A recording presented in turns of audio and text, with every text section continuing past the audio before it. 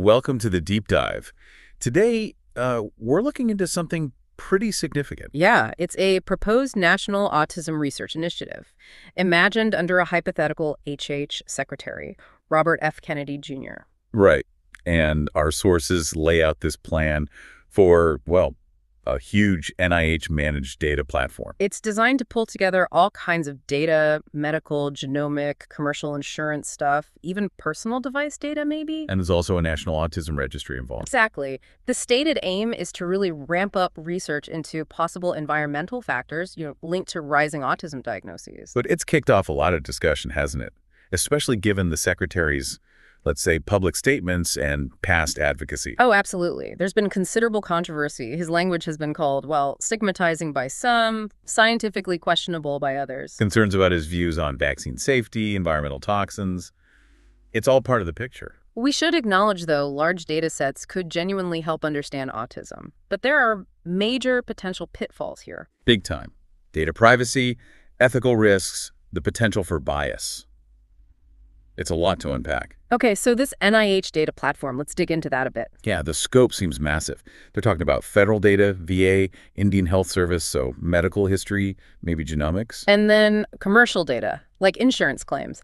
Plus, potentially novel sources like you mentioned smartwatch data. The idea being to study gene-environment interactions. Right. But with the secretary's known focus on environmental causes, there's a definite risk of confirmation bias shaping the research, isn't there? That's the concern. Could his influence steer the analysis towards finding environmental links, maybe downplaying other factors? And think about the precedent. Aggregating health data on this scale, what does that mean down the road for surveillance, for privacy? It's a big step. Our analysis, Table 1, actually lists out these potential data sources they're considering. And then there's the National Autism Disease Registry running alongside this platform. Its purpose seems straightforward enough: tracking trends, finding people for studies, that sort of thing. Epidemiological surveillance. But the mechanics matter, right? Is it mandatory, voluntary, what specific data gets collected? And who gets access? How secure is it? Especially when you merge it with that huge, diverse data platform you mentioned earlier. Exactly. The risks of stigmatization or discrimination could really increase if that integration isn't handled incredibly carefully. Now, the stated research focus is environmental factors.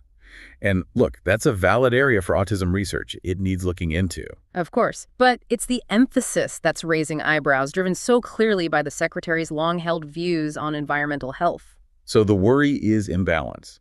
Could this intense focus divert resources or attention from, say, genetics, neurodevelopment research, or, crucially, developing better interventions and supports? That's a real risk. Plus, the goal of finding the cause quickly, well, autism is incredibly complex and varied. Heterogeneous is the word scientists use. Yeah, suggesting a single quick answer might be scientifically naive. It overlooks the complexity, definitely, which brings us back to the secretary's framing. The idea of autism being preventable.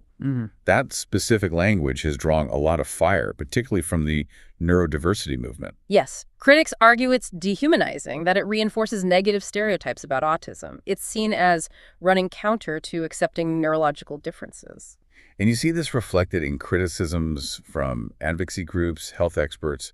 Table 2 in our document summarizes some of these. They mention unfounded science that's stigmatizing language. It really connects to his history, doesn't it? His past support for certain public health interventions like diet changes, his focus on environmental toxins. And his very critical views on the pharmaceutical industry and, of course, vaccine safety views that clash with the scientific consensus. Right. So that history inevitably colors how people see this initiative. It fuels concerns about bias, particularly regarding those scientifically disputed ideas linking vaccines and autism. And that, unfortunately, can erode public trust. Trust in HHS and the NIH, in the whole process. So you've got this tension. On one hand, the genuine potential of data-driven research for understanding autism. Huge data sets could unlock insights. But on the other, really significant risks tied specifically to this initiative, largely because of the figurehead and his history. Which underscores the absolute need for incredibly strong ethical safeguards. We're talking ironclad data protection, guaranteed scientific independence, transparency. And genuine, respectful engagement with the autism community itself. Their voices have to be central. Absolutely critical. So, wrapping this up, it leaves you with a challenging thought, doesn't it?